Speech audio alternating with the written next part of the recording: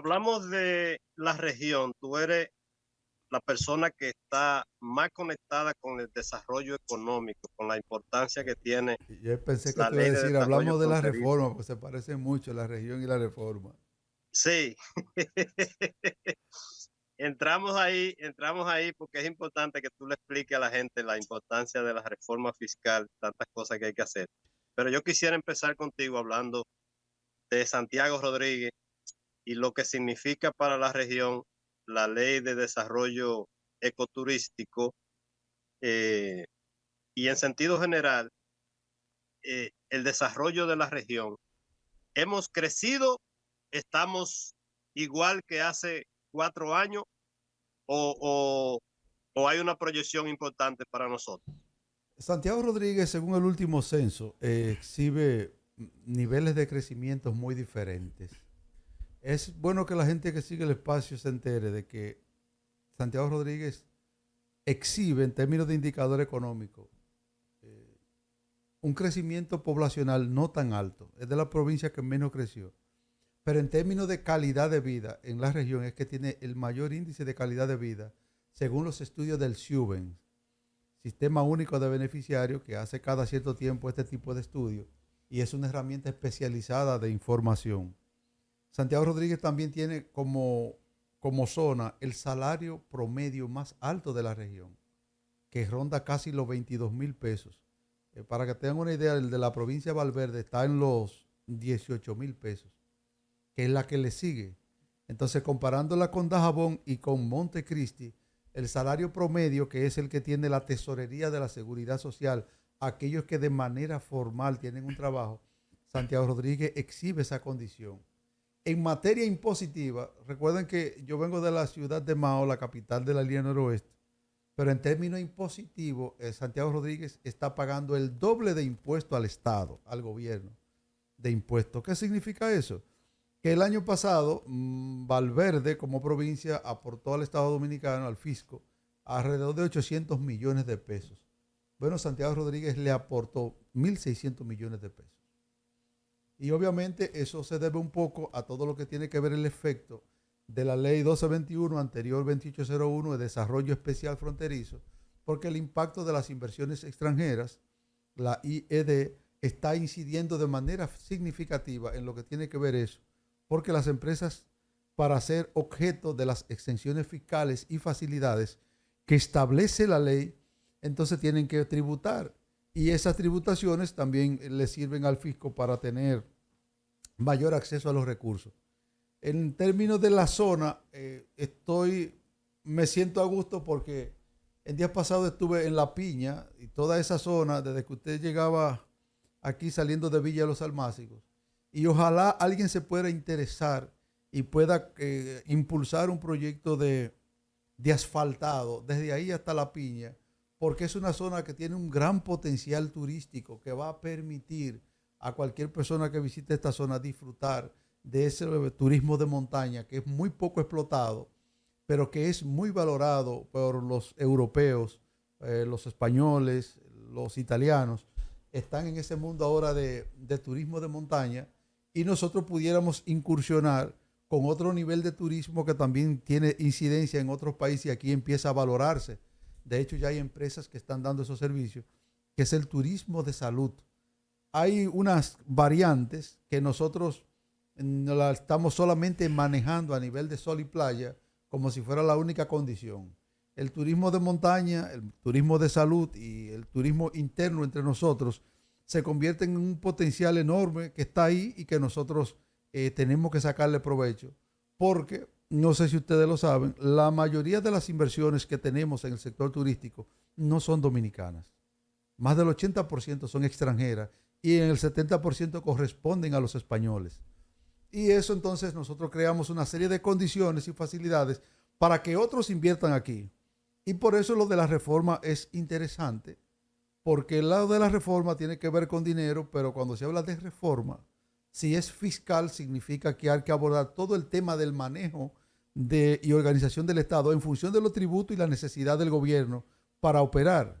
Entonces, hay una serie de exenciones y facilidades que según las recomendaciones del Fondo Monetario Internacional que estuvo presente aquí hasta el 24 del mes pasado, está sugiriendo de manera sutil y de manera elegante que disminuyan esas facilidades porque ya para muchas de esas empresas no tienen sentido.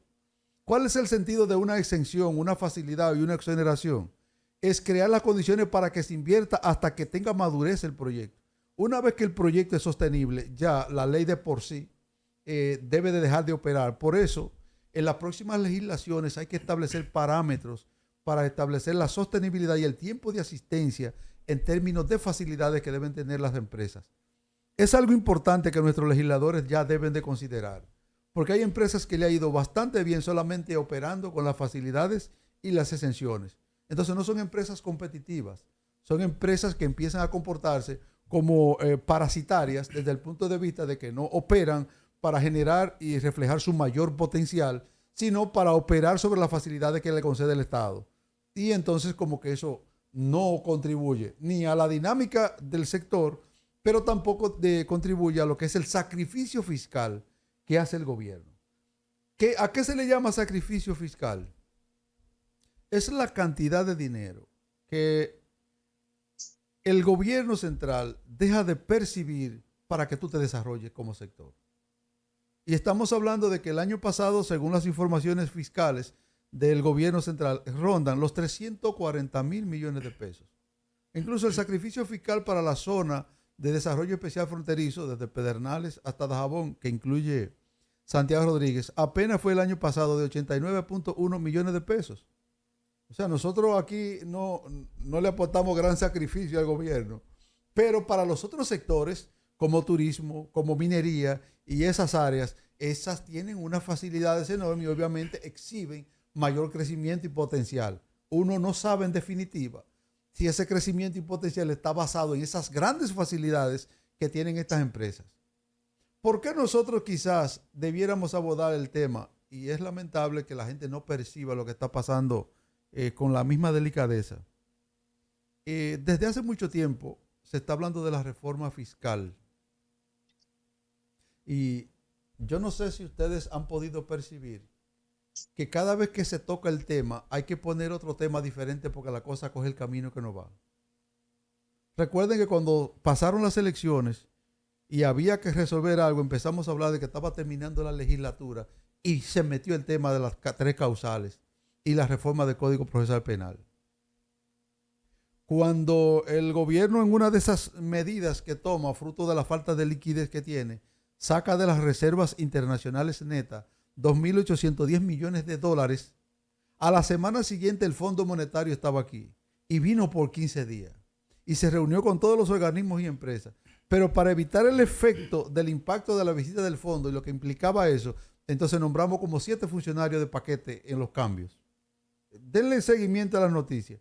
Nosotros no hemos salido del problema de Haití y tenemos la situación todavía en crisis, pero como que ya eso no representa un problema. Ahora que estamos entrando en un proceso de volver a hablar de posibles reformas, de posibles cambios, entonces hemos expandido el tema de la situación crítica del resultado electoral de Venezuela. Fíjense que los temas se han colocado y han ido, no son eventos y sucesos que no han pasado, pero en términos de la prioridad del país, el problema fiscal y el problema de la reforma, de la parte fronteriza, es una situación número 1 porque incide y nos afecta directamente. Nosotros entonces estamos viendo que de manera sistemática ante cada situación importante ponemos o a la iglesia a hablar o a los grupos que tienen problemas que son pro vida y la parte causal, pero eso aplaca otra situación del tema. Porque ocupamos a los que piensan un poco y no hablamos de la reforma fiscal y de las conveniencias o desavenencias. ¿Ustedes saben por qué? Porque en el fondo la República Dominicana no necesita una reforma fiscal. No lo necesita. Lo que el gobierno necesita sí es dinero y lo necesita para allá porque no tiene liquidez. Pero lo de la reforma es una forma de agenciarse más dinero para tener más facilidades. Ahora, si nosotros nos atrevemos a argumentar esto de esa manera sin sustentarlo, sería un asunto como muy alegre. ¿Qué es lo que sucede? Si todos vemos despacio lo que ha pasado en los últimos tiempos, nosotros podemos hacer una sumatoria. Daniel, usted que está en un escritorio con un lápiz, con un lapicero y anote las siguientes cantidades para que usted sepa que la reforma no es necesaria. Obviamente hay una demanda ahora que yo no quiero sacrificarme, pero que yo necesito dinero porque tengo que pagar los intereses del servicio de la deuda, que representan más del 5% del PIB, el Producto Interno Bruto. Oigan bien, ¿qué es el Producto Interno Bruto? Son todos los bienes transables durante un año de bienes y servicios terminados y sirven para medir el crecimiento o la disminución o la evolución de la economía en un país. Un término que fue acuñado por el francés Maurice Lauret cuando en 1937 trataba de buscar una explicación a la crisis mundial de 1929 y estableció como economista que los países deberían tener algún tipo de herramienta para medir el impacto negativo de las economías para que sepan cómo abordar los efectos. Y ahí surge el Producto Interno Bruto. El francés Maurice Lauret. Desde ahí para acá, nosotros entonces ya, los países fueron asumiendo esto a partir de lo que fue en New Hampshire, Estados Unidos, en la asamblea de Bretton Woods, que es donde se conforma el Fondo Monetario Internacional como un organismo que tiene que ayudar y contribuir al desarrollo de las naciones que son menos favorecidas. Bueno, ahí hay un contexto que ustedes lo ven. Ahora, ¿qué es lo que hablamos del dinero? Sencillo. Si nosotros tenemos una cantidad de exenciones y exoneraciones que superan los 340 mil millones de pesos, muy bien, ahora mismo se puede en la reforma decir, bueno, vamos a eliminar solamente el 50% de esas exenciones y vamos a priorizarlas en los sectores que entendemos que todavía las requieren. Si usted divide 340 mil, y anótelo, Danilo, 340 mil millones entre dos, le da 170 mil millones de pesos. Recuerden que la reforma está basada en el déficit fiscal que tiene el país. ¿Qué significa déficit fiscal? Que los ingresos que tiene el gobierno central están por debajo de los ingresos que obtiene a través de las instancias que recaudan dinero. Esas instancias son la Dirección General de Impuestos Internos, la Dirección General de Aduanas y la Tesorería Nacional. Esas tres instancias son las que recaudan y están recaudando menos dinero que lo que genera el país. O sea, que lo que gasta. Ahora ya tenemos 170 millones que se puede hacer una reforma sin tener que tocar ninguno de los productos de servicio básico ni nada de eso. De manera sutil, el Fondo Monetario Internacional dice, hay que quitar el subsidio a la electricidad porque es una carga económica fuerte y representa una cantidad de 1.500 millones de dólares. Perfecto, yo estoy de acuerdo con el fondo. Pero como no podemos sacrificar al pueblo, ni a los pequeños emprendedores, ni a muchas personas que tienen negocios pequeños que con la luz se los lleva fácil, la energía eléctrica, vamos a decir, bueno, vamos a disminuir esa facilidad que nosotros damos como gobierno para que no les salga tan caro en 30%. 1.500 millones de dólares, más o menos unos 75 mil millones de pesos. Si usted le coge un 30%, estamos hablando más o menos de unos 25 millones de pesos. Súmelo, Danilo. Ya póngale ahí que son 170, ya van casi 300 millones, 200 millones. Fíjese que al yo disminuir mi subsidio como gobierno central, ya el costo de kilovatio hora me va a llegar un chin más caro. Ya yo estoy aportando como ciudadano a la crisis. De hecho, ya lo estamos haciendo. Pero ya llevamos una recaudación de casi 200 millones de pesos. Viene el otro elemento que lo pone mucho más interesante. Dice la Dirección General de Impuestos Internos que el nivel de la evasión del impuesto sobre la renta es, oiga bien, de un 62%. Y el nivel de evasión del impuesto de transferencia de bienes y servicios, conocido como ITEVIS, de un 42%. Cuando usted ve las cifras que ellos publican en sus informes de economía y análisis, resulta que esos montos de evasión representan para el gobierno central la suma módica de casi 340 mil millones de pesos. Son como unos 316 mil millones de pesos. Vamos a redondearlo para la gente que lo escucha. Vamos a ponerlo en 300 mil millones de pesos. Si una institución tan eficiente como la DGI, que según el CARTAT, que es un centro de administración tributaria a nivel internacional que certifica la calidad de las instituciones, y otros organismos que tienen que ver con la administración tributaria, dice que la República Dominicana tiene el organismo más moderno de Latinoamérica. y cómo es que esa modernidad no se traduce en un mayor nivel de eficiencia para reducir el nivel de evasión, más que ahora tenemos los comprobantes fiscales, tenemos las impresoras fiscales, tenemos los arqueos y tenemos dos sistemas importantes para darle seguimiento. Uno, a las actividades económicas de los funcionarios y otra a las actividades económicas de la población, personas y empresas, que se llama el SECON, Sistema de Control de Casos, y el otro tiene que ver con el sistema de seguimiento normal en donde todos tributamos. Entonces, si bajamos, incrementamos la eficiencia y bajamos esa evasión de más de 300 mil millones de pesos, la bajamos un 50%, ya tenemos 150 mil millones de pesos. ¿Cuánto llevamos? Llevamos hasta la suma que llevamos ahora, 350 mil millones de pesos, solamente incrementando la inflación, bajando un poco el costo de la energía para el gobierno, pero subiéndose a la ciudadanía y trabajando el aspecto que mencionamos anteriormente. Ya tenemos 350 millones de pesos. Pero viene una parte que es interesante todavía. Ustedes sabían que la República Dominicana tiene 51 cónsules y 218 vicecónsules. Eso no se me ría, Danilo, porque la parte que le voy a plantear no tiene nada que ver con la cantidad. Es que las operaciones consulares en cada una de las representaciones... ¿Cuántos vicecónsules? ¿Cuántos? 218. 218. Sí. Anota, Jay. Eso es el Ministerio de Relaciones Exteriores. ¿Qué es lo que sucede? Que las operaciones consulares que realizan nuestros representantes en cualquier país, nosotros pagamos el alquiler, pagamos el salario, pagamos esa diplomatura, le pagamos buen salario y todo lo que implica eso, pero adivinen cuál es la parte que quiero plantear como entrada para el gobierno. Es que de todas las operaciones consulares que hace cualquier cónsul en cualquier representación del país, de cada $100, solamente 20 son para el Estado Dominicano y 80 para el señor y la señora cónsul. Un problema que viene desde los tiempos de Trujillo. Entonces, usted va a hacer una reforma, usted la va a hacer, no hay problema, pero no puede ser que la reforma solamente sea para yo incrementar todos los impuestos y mantener un status quo, o sea, una calidad de vida a un grupo de gente a expensa de lo que yo debo de hacer para mejorar esas condiciones. Por eso uno de los desafíos que tiene este gobierno, y pienso que lo puede saltear, porque hay gente muy buena y entiendo que están haciendo un buen trabajo, es cómo empieza a nivelar de manera transparente todo el proceso de fiscalización y accionar de las instituciones del Estado. Porque eso es lo que estamos vendiendo y tenemos que apostar a eso. Estamos hablando de las actividades consulares.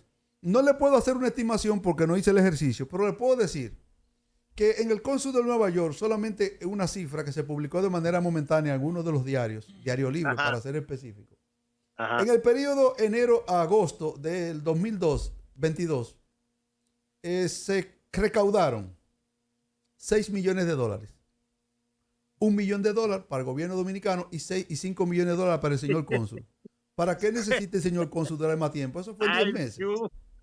Estamos hablando de que cualquier persona en una posición consular, sin tener que dar un golpe, solamente como cónsul, puede curarse de todos los problemas y vivir haciendo cuentos toda la vida. No le hemos sumado esa cantidad a los 350 mil millones de pesos. Pero viene otro elemento que la ciudadanía puede percibir como también necesario. Señores, en los últimos 6 años, por concepto del barrilito, los congresistas han percibido 57 mil millones de pesos. Entonces, si más o menos son unos 7, 8 mil millones por año y dicen que están identificados con el pueblo y dicen que van a hacer tal cosa, usted puede identificarse diciendo, señores, vamos a coger ese dinero y vamos a ponérselo al Hospital General Santiago Rodríguez. Vamos a poner ese dinero y vamos a poner en el Hospital Ingeniero Luis L. Bogar, que es el Hospital Universitario Regional, que es el que absorbe la mayor demanda de los 17 hospitales de la región noroeste. Y en donde, entre el 60, 70 y casi el 80% se hacen todas las analíticas. Esa concentración genera una demanda excesiva, entonces la capacidad instalada no da para garantizar, a pesar del servicio que están dando y los reconocimientos que ha tenido. Hay una sobredemanda. Estamos hablando de 57 mil millones de pesos. Ya nos paramos en los 350 millones de pesos. Ahora, hay un elemento que es todavía mucho más interesante.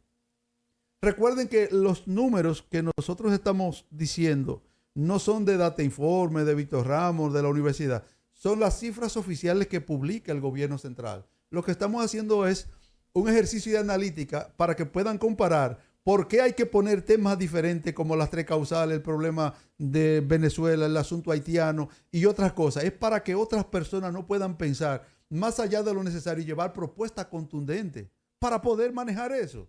Pero hay gente que le gusta que lo manipulen. Amén.